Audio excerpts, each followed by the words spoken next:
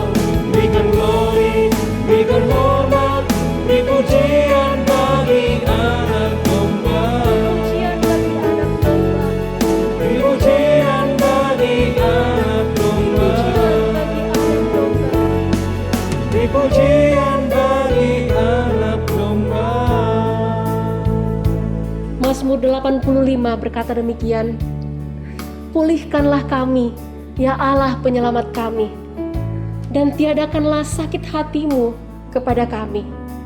Perlihatkanlah kepada kami kasih setiamu ya Tuhan, dan berikanlah kepada kami keselamatan daripadamu. Mari yang pertama kita berdoa bagi kaum wanita. Mari bersyukur untuk 76 tahun kemerdekaan Indonesia. Mari kita berdoa untuk pemulihan dalam semua aspek di Indonesia, untuk kesehatan, perekonomian, moralitas pemerintah, moralitas generasi muda, pendidikan dan pembangunan, biarlah Tuhan yang menolong. Yang kedua, untuk pria, mari doakan, bersyukur untuk kehadiran kita sebagai warga negara Indonesia. Mari berdoa agar setiap kita berpartisipasi secara aktif untuk membangun bangsa dengan hidup berintegritas dan menjadi berkat. Mari kita berdoa bersama-sama. Bapa di surga, kami bersyukur untuk 76 tahun kemerdekaan Indonesia. Tuhan sudah pimpin Indonesia sampai hari ini. Tuhan, kami mau sehati berdoa untuk pemulihan dari semua aspek kehidupan di negara kami Indonesia. Kami berdoa untuk kesehatan, bidang kesehatan. Tuhan tolong supaya di masa pandemi ini Tuhan sungguh-sungguh pakai dan boleh bermanfaat bagi masyarakat Indonesia. Kami berdoa untuk perekonomian bangsa kami yang mengalami begitu banyak penurunan karena masa pandemi ini. Kami berdoa Tuhan, mohon belas kasihan Tuhan untuk terjadinya pemulihan di aspek ekonomi. Kami berdoa untuk moralitas, baik itu generasi bangsa ini, pemerintah kami, pejabat pemerintahan. Tuhan tolong sehingga semuanya punya kehidupan yang bertanggung jawab di hadapan Tuhan, benar di hadapan Tuhan, dan itu boleh menjadi berkat bagi Indonesia, boleh semakin maju. Kami berdoa untuk pendidikan, kami berdoa untuk pembangunan bangsa ini. Tuhan turut campur tangan supaya di hari-hari ke depannya Tuhan ada pemulihan yang terlihat bagi bangsa Indonesia. Kami mau nyatakan doa kami dan berkat buat Indonesia. Di dalam nama Tuhan Yesus kami berdoa. Amin. Yang kedua, kaum wanita mari doakan untuk keterlibatan gereja-gereja dalam pembangunan bangsa. Kehadiran gereja-gereja di berbagai pelosok Indonesia Tuhan pakai untuk jadi berkat. Doakan untuk GKI Kebayoran Baru secara khusus menjadi berkat bagi masyarakat sekitar, dan dimanapun Bapak Ibu berada boleh jadi berkat bagi orang-orang di sekitar. Bagi kaum pria mari doakan untuk gereja-gereja atau umat Tuhan di berbagai tempat yang karena minoritas mereka mengalami penderitaan, mereka mengalami tekanan dan kesulitan. Biarlah iman mereka tetap teguh di dalam Tuhan dan mereka tetap jadi berkat dalam kondisi yang mungkin sulit sedang mereka hadapi. Mari kita buka suara, kita berdoa bersama-sama. Bapa di surga, kami berdoa ya Tuhan untuk keterlibatan gereja-gereja di dalam pembangunan bangsa. Tuhan kiranya turut campur tangan gereja-gereja yang ada di Indonesia, di berbagai pelosok ya Tuhan. Tuhan pakai kehadirannya sungguh-sungguh nyata untuk membangun bangsa. Kami tetap beriman kepada Tuhan, tetapi kami juga tetap menjadi berkat bagi bangsa Indonesia. Dengan kehadiran gereja-gereja boleh berdampak. Kami berdoa untuk GKI Kebayoran Baru yang Tuhan tempatkan di Jakarta Selatan ini. Tuhan berkati, pakai jadi berkat supaya terang-Mu disaksikan oleh orang-orang di sekitar kami. Melalui pelayanan yang kami lakukan, melalui interaksi yang kami lakukan, Tuhan pakai semuanya itu supaya mereka juga boleh melihat akan karya Kristus dari hidup kami. Terima kasih Tuhan. Inilah doa kami, inilah syukur kami. Di dalam nama Tuhan Yesus kami berdoa. Amin. Saudara, kita bersyukur kita punya Tuhan yang kuat dan baik. Kita punya Tuhan yang setia dalam kehidupan kita. Kita akan membawa pergumulan kita. Mari kita nyanyikan pujian Jesus Strong and Kind.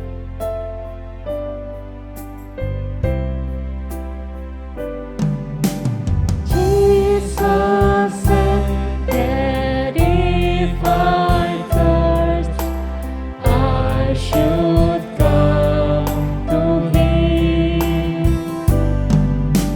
No one else can satisfy. I should come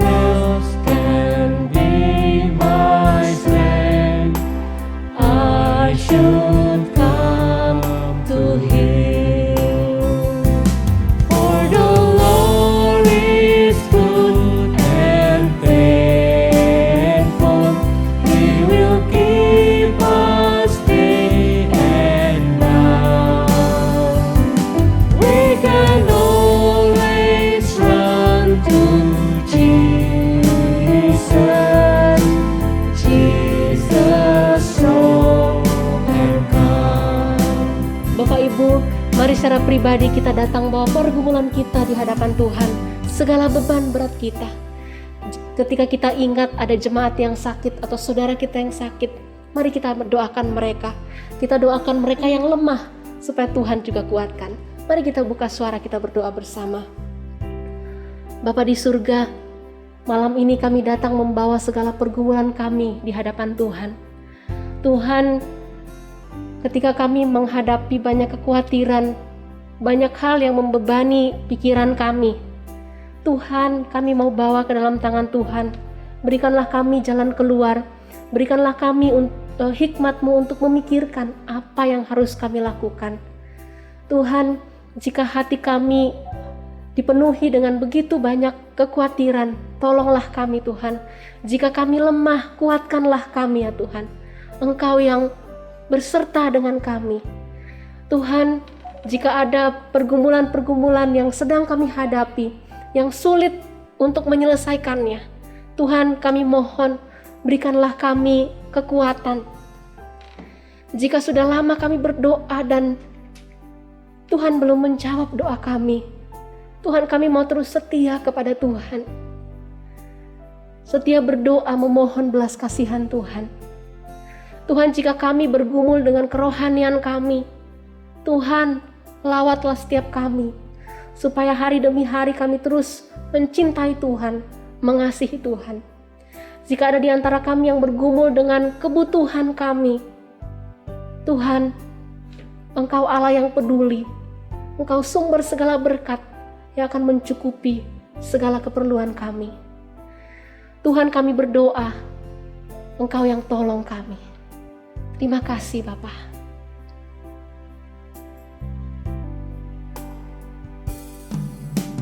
Jesus said that if I fear, I should come to Him. No one else can be my shield. I should come to Him. For the Lord is good and faithful. He will keep us day and night. We can always run to Jesus. Jesus strong, yeah, Jesus strong and kind. Jesus strong and kind. Bapak Ibu yang dikasih Tuhan, Fransiskus dari Asisi pernah menulis sebuah doa. Dan biarlah kita mendoakan juga, membacakan doa ini bersama-sama sebagai doa kita di hadapan Tuhan. Mari bersama-sama kita baca doa ini. Tuhan, jadikanlah aku pembawa damai. Bila terjadi kebencian, jadikanlah aku pembawa cinta kasih. Bila terjadi penghinaan, jadikanlah aku pembawa pengampunan. Bila terjadi perselisihan, jadikanlah aku pembawa kerukunan. Bila terjadi kebimbangan, jadikanlah aku pembawa kepastian. Bila terjadi kesesatan, jadikanlah aku pembawa kebenaran. Bila terjadi kecemasan, jadikanlah aku pembawa harapan. Bila terjadi kesedihan, jadikanlah aku sumber kegembiraan. Bila terjadi kegelapan, jadikanlah aku pembawa terang.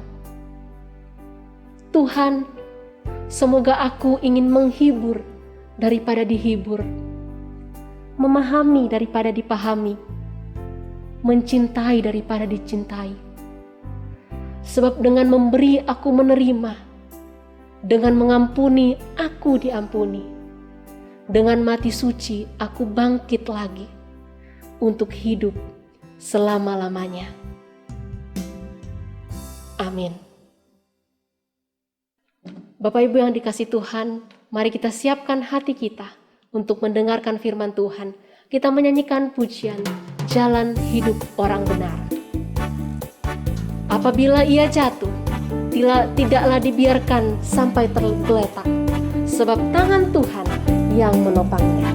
Mari kita naikkan pujian ini.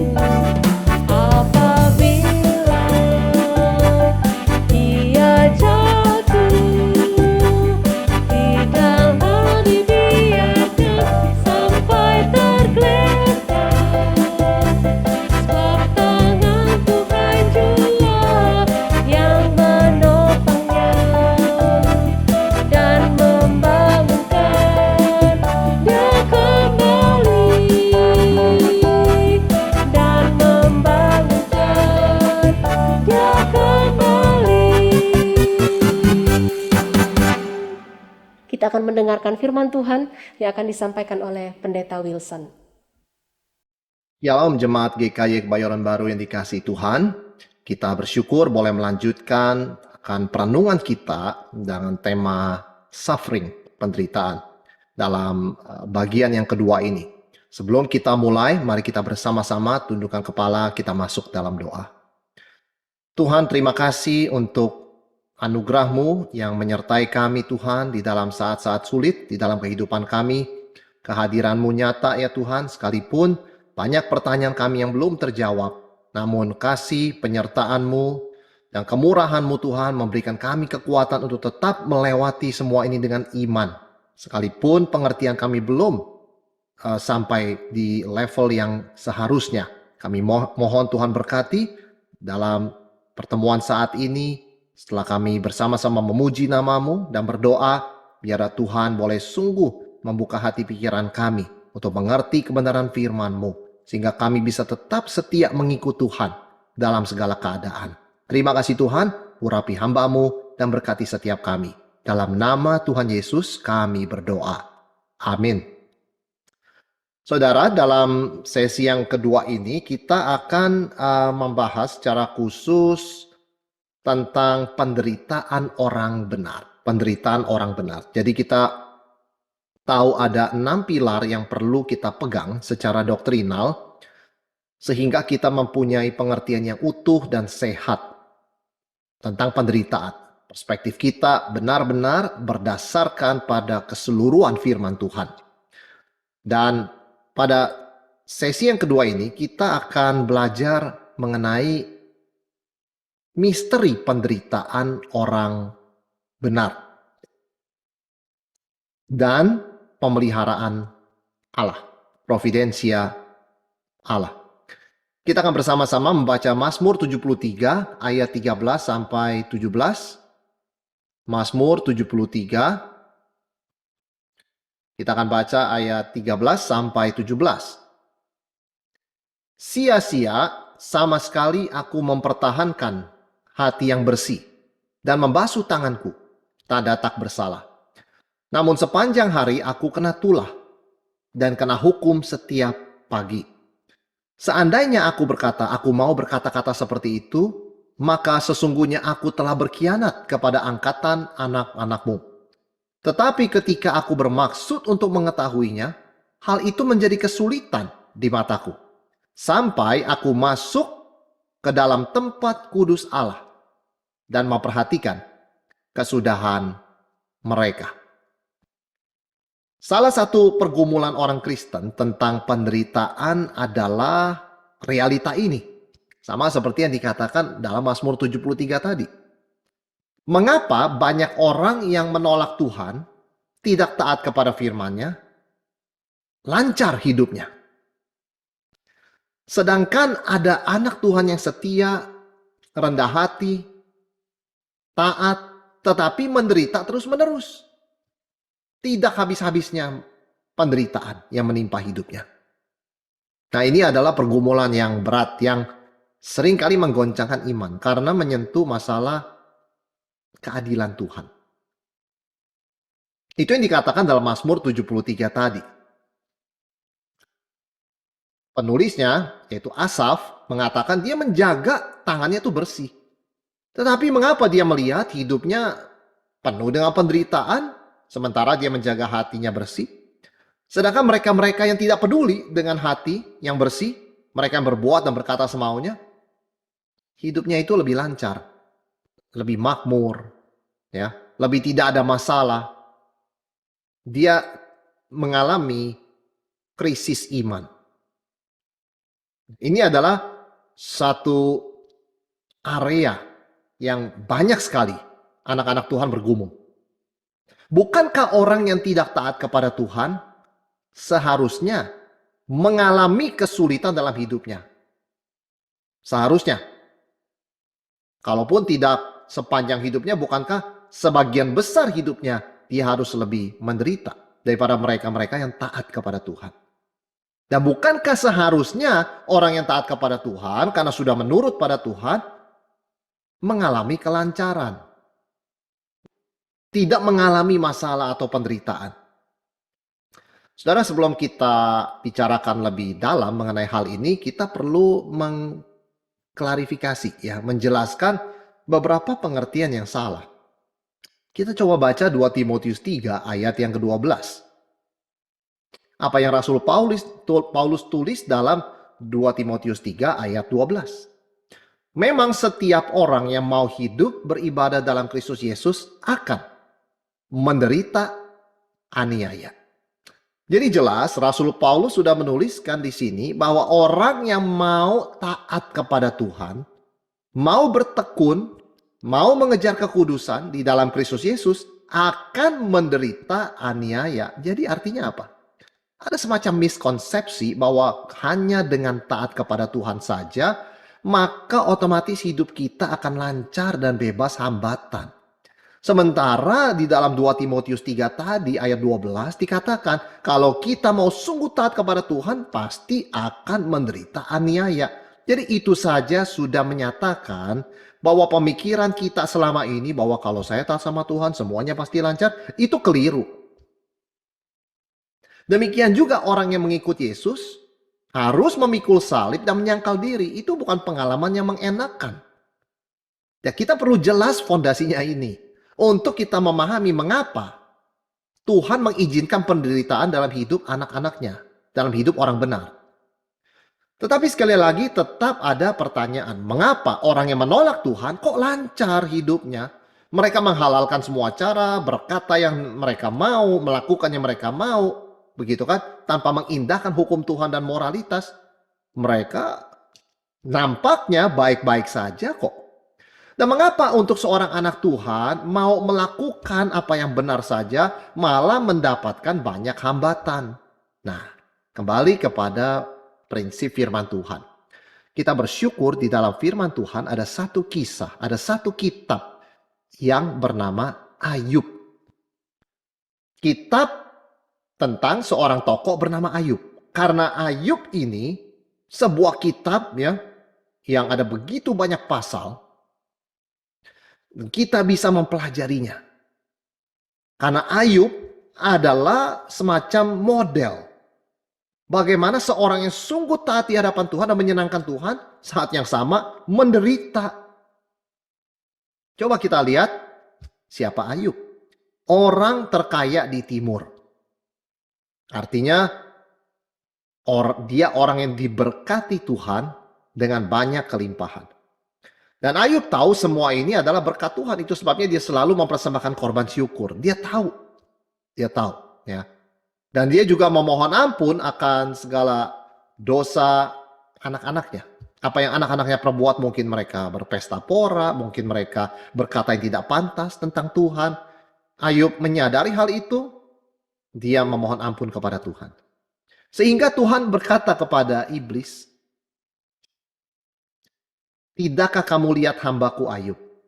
Dari semua orang di dunia, tidak ada seorang pun seperti Ayub. Bahkan Tuhan pun berkenan akan sikap Ayub." Nah, pada waktu itu orang sering mengkaitkan berkat, kekayaan, dan kesalehan. Tiga ini ya. Berkat, kekayaan, dan kesalehan. Mengapa Ayub kaya? Dia diberkati. Mengapa Ayub diberkati? Karena dia saleh. Dia baik, dia taat kepada Tuhan. Jadi orang menghubungkan berkat dan kesalehan. Berkat di sini dihubungkan dengan kekayaan dan kesehatan. Ya kan? Jadi dengan kata lain orang menghubungkan berkat dan kesalehan. Lalu sebaliknya orang juga menghubungkan penderitaan dan dosa. Seperti kita sudah bicara sebelumnya. Jadi ketika banyak orang salah konsep, mereka menghubungkan penderitaan dan dosa. Artinya kalau orang itu banyak menderita berarti dia banyak dosa. Kalau orang itu kurang menderita, dia kurang dosa. Kalau dia tidak menderita, dia tidak berdosa. Itu keliru. Tapi demikian juga keliru orang yang mengatakan bahwa orang itu menghubungkan antara berkat dengan kesalehan. Semakin diberkati berarti hidup dia semakin saleh. Karena itu Tuhan memberkati dia. Ya kan? Sebaliknya kurang diberkati berarti hidupnya kurang saleh. Banyak diberkati berarti hidupnya sangat saleh. Jadi ada dua hal yang kita lihat manusia ini umumnya hubungkan ya. Jadi kita sudah pernah bahas penderitaan dan dosa berhubungan dalam pengertian dosa menimbulkan penderitaan, menghasilkan penderitaan. Tapi tidak boleh sebaliknya dikatakan orang yang menderita itu karena dia sudah berbuat suatu dosa. Tidak bisa. Bukan tugas kita untuk menghakimi, bahkan kita berbuat salah kalau kita melakukan hal itu.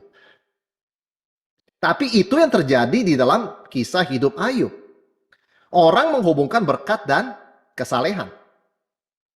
Ayub diberkati dengan kekayaan, oh terang saja, dia saleh. Tetapi sebaliknya iblis punya pikiran yang berbeda. Oh Ayub saleh karena dia diberkati. Coba Tuhan ambil segala berkat itu, pasti Ayub akan mengutuk Tuhan. Saudara, kita harus hati-hati dalam koneksi ini. Karena iblis pun mengkaitkan keduanya. Ya, jadi maksud saya bukannya kita itu menjadi iblis kalau kita melihat hubungan keduanya. Tetapi kita harus hati-hati kepada kesalahan. Kesalahan yang akan nanti kita lihat diperbuat oleh teman-temannya Ayub. Yang sebetulnya tidak jauh daripada apa yang iblis katakan kepada Tuhan. Dia saleh karena dia diberkati. Sedangkan kita seringkali berpikir dia diberkati karena dia saleh.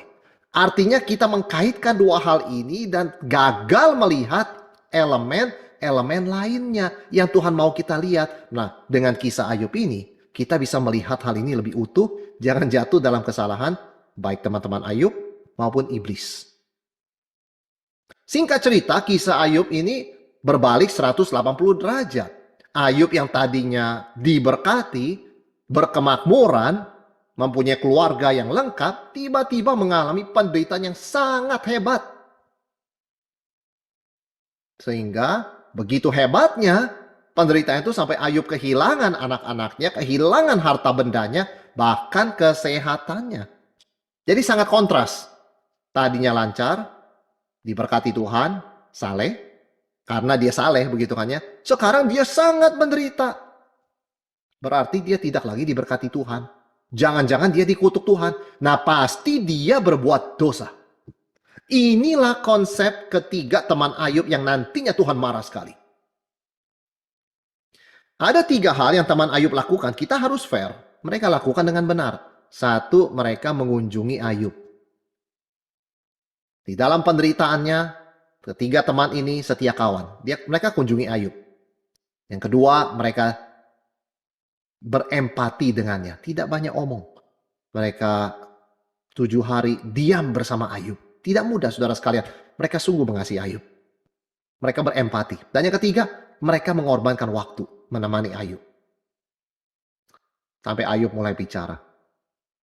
Itu hal yang mereka lakukan ya. Hal yang benar mereka lakukan. Problem mulai ketika mereka mulai buka suara. Selama mereka diam semuanya baik sekali. Luar biasa mengunjungi Ayub, berempati dengannya, dan menemani Ayub. Ketika mereka mulai ngomong, disitulah kesalahan mereka kelihatan. Apa konsep mereka tentang penderitaan? Ini saudara sekalian. Good things happen to good people. And bad things happen to bad people. Tuhan itu kudus, baik, dan adil. Tidak mungkin Tuhan biarkan hal yang buruk terjadi pada orang baik. Karena menurut teman-teman Ayub, good things happen to good people. Bad things happen to bad people. Dulu Ayub banyak good things. Banyak hal-hal yang baik, berkat kan? Berarti dia dulu good. Sekarang bad things happen to Ayub, berarti Ayub sekarang bad. Atau baru melakukan hal-hal yang buruk. Jadi kalau terjadi bad things, hal-hal yang buruk seperti penderitaan, pasti Ayub itu orang yang tidak benar. Kalau sampai dari luar Ayub kelihatan benar, pasti dosa-dosanya dia sembunyikan. Maka kita tidak tahu. Kita taunya dia orang benar. Maka ketika teman Ayub, singkat cerita, mengatakan pada Ayub, Ayub, ngaku dosa. Pasti Tuhan berkati kamu kembali. Ini kan prinsip yang benar Ayub.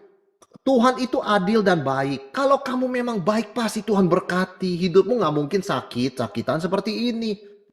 Tapi kalau kamu sampai mengalami penderitaan seperti ini, masa iya Tuhan yang baik menghukum kamu kalau kamu tidak salah? Tidak mungkin, Tuhan itu adil. Pasti memang kamu berbuat dosa.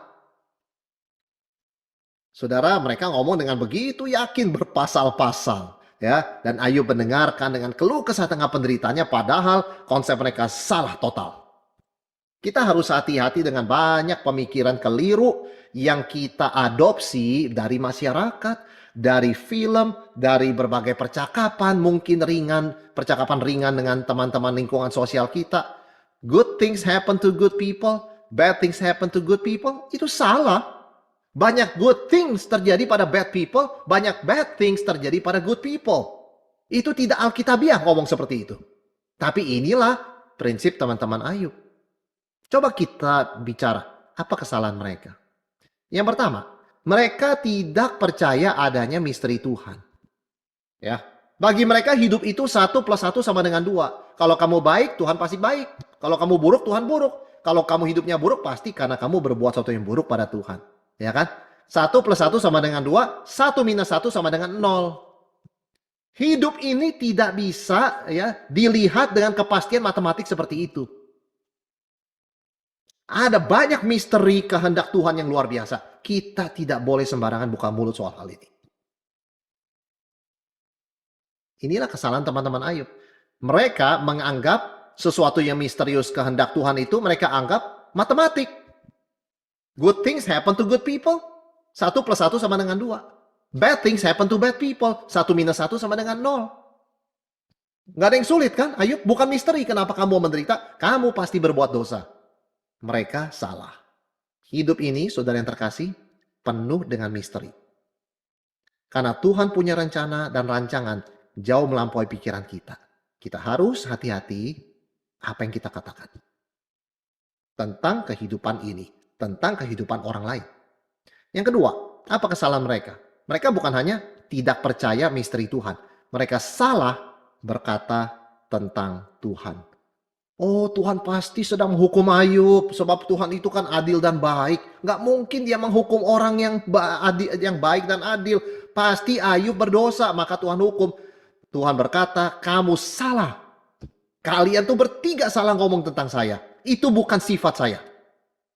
Sifat saya tidak bisa dibikin matematik seperti itu. Karena Tuhan berkata tidak ada seorang pun di bumi seperti Ayub dalam kesalehannya. Mereka salah tentang Tuhan, mereka salah tentang Ayub. Itu yang ketiga. Mereka salah berkata tentang Tuhan. Itu yang kedua, mereka salah berkata tentang Ayub. Jadi doktrin yang keliru menghasilkan pengenalan Tuhan yang keliru, menghasilkan penilaian tentang orang yang keliru. Mereka menuduh Ayub pura-pura baik, menyembunyikan dosanya. Pasti ada dosa yang kamu sembunyikan dari kami. Ayo ngaku. Saudara sekalian, kalaupun mereka ini inkonsisten, tidak konsisten. Kalaupun ada dosa yang Ayub sembunyikan, itu pasti dosa kecil kan? Di mata mereka. Kan tidak kelihatan, membunuh, merampok ya. Tidak kelihatan. Itu pasti dosa di mata mereka itu seperti sombong, menghina, sebagainya. Mengapa hukumannya sehebat itu? Karena banyak orang juga berbuat dosa dalam hati demikian. Jadi mereka tidak konsisten juga. Mereka ini cuma mau memaksakan pengertian mereka yang salah untuk menghakimi Ayub. Dan bicara atas nama Tuhan, akhirnya keliru. Dan yang keempat, mereka mempunyai sikap yang salah tentang diri. Artinya tanpa sadar mereka merasa diri lebih baik dari Ayub. Kami sehat-sehat saja, kami bisa kunjungin kamu menderita sakit, kami sehat. Ayub, kami jelas lebih saleh daripada kamu. Mendingan kamu ngaku dosa di hadapan kami. Begitu loh. Ya, kami nanti akan doakan kepada Tuhan. Nanti kan terbalik. Tuhan yang suruh mereka minta Ayub doakan mereka. Ya mereka menganggap diri mereka lebih baik, sudah mengaku dosa, mereka sudah bersih begitu. Itu sebabnya mereka tidak sakit seperti Ayub. Mereka tidak mengalami kehilangan dan perampokan seperti Ayub. Nah inilah kesalahan mereka. Kesalahan demi kesalahan. Salah tentang hidup ini. Hidup ini penuh misteri, saudara sekalian, bukan matematika. Ya. Salah tentang Tuhan. Salah tentang Ayub. Salah tentang diri mereka. They are wrong about everything. Itu inti kitab Ayub. Ketiga teman Ayub, konsepnya keliru semua. Inti kesalahan mereka adalah mereka tidak bisa menemani Ayub, berempati dengannya, merasakan penderitaannya, tanpa harus menawarkan nasihat. Mereka tidak bisa. Mereka sudah bagus melakukan itu selama 7 hari mereka diam bersama Ayub. Tapi begitu mereka buka mulut, mereka buka suara, di situ mereka kacau semuanya. Artinya mereka tidak bisa sabar, mereka tidak tahan. Karena memang konsep yang keliru ini pasti akan kelihatan. Jadi intinya apa? Mereka tuh tidak hormat kepada Tuhan. Mereka tidak takut akan Tuhan. Mereka tidak mengakui bahwa hidup ini penuh dengan misteri kehendak Tuhan. Tidak bisa disimplifikasi, disederhanakan dengan 1 + 1 sama dengan 2. Good things happen to good people. Bad things happen to good people. Nggak bisa seperti itu. Dan mereka dengan buru-buru melompat kepada kesimpulan. Nah ada lagi teman Ayub namanya, ini di luar 3 orang tadi ya, namanya Elihu. Elihu itu bukan datang di awal. Dia datangnya belakangan. Jadi selama di awal itu, setelah dia datang, dia banyak diam. Dia banyak mendengar. Ini baru sikap yang benar. Kalau kita berhadapan dengan seorang saudara yang menderita, kita harus lebih banyak mendengar daripada berbicara. Seperti Rasul Yakobus juga mengingatkan kita. Cepat mendengar, ya, lambat bicara, lambat untuk marah. Elihu diam. Tetapi belakangan setelah ketiga teman ini berhenti dan capek ngomong, baru Elihu ngomong. Dan luar biasanya di dalam struktur kitab Ayub kita lihat setelah Elihu selesai bicara, Tuhan muncul. Sehingga kita yang membaca Alkitab, para penafsir yakin percaya Tuhan senang dengan perkataan Elihu. Meskipun kita tidak bisa memastikan 100%, tetapi kita melihat ketika Elihu selesai bicara, Tuhan muncul dalam angin badai. Seolah-olah Tuhan mau berkata, ini yang benar ngomongnya. Elihu. Maka ketika Tuhan menegur teman-teman Ayub, hanya 3 yang disebutkan. Elifas, Bildad, dan Zofar. Elihu tidak ditegur. Elihu tidak disebut. Jadi kita bisa belajar dari Elihu. Kita belajar dari 3 teman tadi yang salah itu seperti apa kan? Mereka mensimplifikasi hidup. Mereka salah tentang Tuhan, tentang Ayub, tentang diri mereka. Nah sebaliknya kita bisa belajar dari yang benar, yaitu Elihu. Apa sih poin Elihu? 1. Tuhan tidak diam. Tuhan bicara melalui penderitaan kita. Itu tepat. Ya, itu di Ayub 32 sampai 33. Saudara bisa membaca ya dengan pelan ya, dengan seksama poin-poin Elihu itu. Tuhan tidak diam. Dia berbicara melalui penderitaan. Yang kedua, poin Elihu, Tuhan itu adil. Dia akan menghukum orang yang bersalah. Tapi Elihu tidak bilang siapa yang bersalah. Sedangkan ketiga teman itu menuding Ayub yang salah, mereka tidak. Itu kelirunya mereka. Jadi Elihu berkata benar, Tuhan itu adil. Dia akan menghukum orang yang bersalah. Tapi siapa yang bersalah? Semua orang sudah berdosa. Seharusnya semuanya dihukum. Jadi tidak boleh orang merasa diri lebih benar, lebih bermoral dari orang lain hanya karena dia tidak menderita seperti orang lain. Elihu careful dalam hal ini. Yang ketiga, Elihu juga mengingatkan Ayub. Hidup saleh itu tidak sia-sia biarpun kamu menderita. Luar biasa. Luar biasa. Banyak orang beranggap kalau hidup saleh itu akan dapat berkat materi berkelimpahan. Dan ketika itu tidak terjadi malah datang penderitaan, mereka merasa kalau begitu percuma saya hidup saleh. Tidak. Elihu mengatakan tidak. Hidup saleh itu adalah menuruti perintah Tuhan dan pada dirinya sendiri mulia. Tidak tergantung apakah orang itu mendapatkan berkat materi yang banyak atau tidak. Atau hidupnya orang itu lancar atau menderita. Tidak. Hidup saleh itu tidak sia-sia. Ayub 35. Dan yang keempat, ini juga penting. Sangat penting. Kita harus takut akan Tuhan. Jangan mengkritik Tuhan. Ini Ayub 36 sampai 37. Itu peringatan kepada Ayub. Ayub, takut akan Tuhan. Ya. Jangan mengkritik Tuhan. Saudara, intinya tetap takut akan Tuhan. Hormat kepada Dia sekalipun kita tidak mengerti. Dan setelah Elihu selesai bicara, Ayub 37, Ayub 38, Tuhan bicara. Seolah-olah mau mengatakan ini yang benar. Ini yang benar, 4 hal ini. Tuhan tidak tinggal diam waktu kita menderita. Tuhan itu adil. Hidup saleh itu tidak sia-sia. Takutlah akan Tuhan. Karena rancangannya, kehendaknya jauh melampaui rancangan kita. Itu intinya. Dan ini yang menyenangkan Tuhan. Dan jangan lupa bahwa Tuhan Yesus tidak bersalah. Anak Allah yang sempurna tetapi dia juga toh menderita. Demikian pula Rasul Paulus. Taat pada Tuhan malah menderita. Memang kita mungkin belum bisa mengerti why Tuhan izinkan penderitaan untuk anak-anaknya.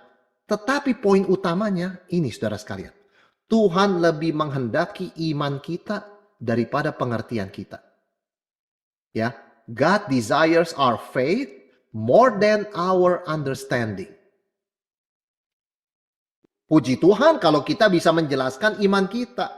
Puji Tuhan kalau kita bisa menjelaskan kenapa Tuhan mengizinkan penderitaan dalam hidup kita. Kalaupun kita masih belum mengerti soal hal itu, betapa indahnya kita tetap percaya. Karena yang menyelamatkan kita kan iman, bukan pengertian. Tentu iman sejati akan melahirkan pengertian. Orang kan harus tahu apa yang dia percaya. Tetapi ada misteri-misteri kehidupan ini termasuk mengapa orang benar menderita, di mana kita pada satu waktu hanya bisa trust, percaya. Tanpa kita fully understand, mengerti dengan penuh. Lagi pula pengertian atau pengetahuan itu kan ada batasnya. Tetapi kalau iman, sekalipun tidak mengerti, kita tetap percaya. Maka ada satu ayat yang indah di dalam bahasa Inggris ya, lebih kelihatan keindahannya ya di dalam pengkalimatannya. Di dalam Ayub 13 ayat 15 yang dikatakan, though he slay me, meskipun dia menyembelih aku, I will hope in him. Aku akan tetap berharap kepadanya. Sekalipun Tuhan menyembelih saya akan tetap berharap kepadanya. Luar biasa. Ini namanya aku percaya kepada Tuhan. Sekalipun aku tidak mengerti. Mengapa aku sebagai anak Tuhan, kok sepertinya Tuhan mengorbankan saya? Sama sekali tidak. Ayub tetap percaya. Ini luar biasa. Saudara, seorang teolog Puritan yang terkenal, yaitu John Owen, menulis buku Kemuliaan Kristus, Glory of Christ. Dia menulis satu kalimat yang bagus sekali. Ya, dalam bahasa Inggrisnya dia berkata, faith can rest in what it cannot understand. Iman itu bisa bersandar kepada apa yang dia tidak mengerti. Faith can rest in what it cannot understand. Jadi saya mengakui, kita semua mengakui, mengapa orang benar menderita itu satu misteri. Satu misteri. Dan mengapa orang-orang yang taat pada Tuhan justru mengalami banyak kesusahan, itu juga ada banyak misteri tentang hal itu. Tuhan seringkali tidak menjelaskan dengan tuntas why, kenapa ya kepada kita. Bukan karena dia tidak mau, tetapi karena dia mengasihi kita. Dia tahu kita ini terbatas, kita tidak mungkin mengerti why. Kita tidak mungkin mengerti dengan full alasannya. Karena kalau sampai dijelaskan, kita bukan hanya tidak mengerti, bisa salah mengerti. Dan itu tidak baik untuk iman kita. Sama seperti kita menjelaskan suatu perkara sulit kepada anak kita. Kita akan berkata, mungkin belum waktunya dijelaskan. Kalau kita jelaskan sekarang, pasti anak ini goncang. Seumur hidupnya akan trauma. Saudara sekalian, Tuhan mengasihi kita. Kalau dia tidak menjelaskan, bukan karena dia pelit penjelasan. Tetapi karena dia mengasihi kita, kapasitas kita terbatas, dia tidak mau kita salah mengerti. Lebih baik kita tidak mengerti, dan tetap beriman kepada Tuhan. Daripada salah mengerti, kemudian akhirnya kita meninggalkan iman kepercayaan. Hanya Tuhan yang kenal kita. Hanya Tuhan yang tahu jalan hidup kita. Kita bukan Tuhan. Kalau kita bisa mengerti seperti Tuhan, ya kita sudah jadi Tuhan. Dan tentu tidak demikian. Itu sebabnya Tuhan bertanya kepada Ayub, di mana kamu waktu aku menjadikan alam semesta? Ayub diam. Tidak bisa menjawab. Tidak bisa mengerti. Apa itu poinnya Tuhan? Kenapa Tuhan ngomong seperti itu? Ayub, kalau misteri penciptaan saja kamu tidak bisa mengerti, bagaimana aku bisa jelaskan misteri penderitaan? Pertanyaan berikutnya, apakah penderitaan ini dalam izin Tuhan atau di luar kendali Tuhan? Jawabannya kalau ini jelas. Tuhan berdaulat seperti Elihu katakan tadi. Tuhan tidak diam di tengah penderitaan kita. Bahkan Tuhan menguasai jalannya sejarah. Penderitaan kita pun meskipun misterius bukan kebetulan atau kecelakaan. Karena ini adalah atas dasar seizin Tuhan dan ketetapan kehendak Tuhan. Nah ini yang membawa kita kepada pilar yang keempat. Providensia Tuhan, pemeliharaan Tuhan. Yaitu apa yang terjadi dalam hidup kita, dalam hidup orang benar. Sekalipun mereka menderita tanda kutip secara tidak adil. Ada pemeliharaan Tuhan dan semua itu terjadi di dalam kedaulatan Tuhan. Tuhan itu berdaulat dan memelihara jalannya alam semesta dan hidup kita. Dan Allah menetapkan segala sesuatu. Bagaimana dengan kita? Kita bukan robot. Kita adalah makhluk moral yang membuat pilihan dan kita bertanggung jawab. Kedaulatan Tuhan tidak membuat kita jadi robot. Pilihan kita tidak bisa menggagalkan rencana Tuhan. Nah ini, sebagai contoh penderitaan Yusuf. Dia akan menderita ketidakadilan. Apa salah dia? Hanya karena dia dicintai oleh Yakub dibanding semua anak lainnya. Dia diperlakukan tidak adil. Dijual sebagai budak. Dijebloskan dalam penjara karena fitnah oleh istri Potifar. Sampai akhirnya Yusuf menjadi orang nomor 2 di Mesir. Apa kata Yusuf?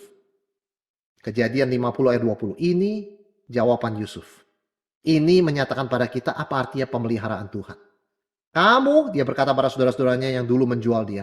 Kamu mereka-reka yang jahat untuk aku. Tetapi Tuhan mereka-rekanya untuk kebaikan. Providensia atau pemeliharaan Tuhan berarti Tuhan menguasai jalannya sejarah. Dan dia menggunakan penderitaan kita untuk mendatangkan kebaikan. Ini penghiburan kita. Kita tidak selalu mengerti why. Tuhan pun berkata pada Ayub, di mana kamu waktu aku menciptakan alam semesta?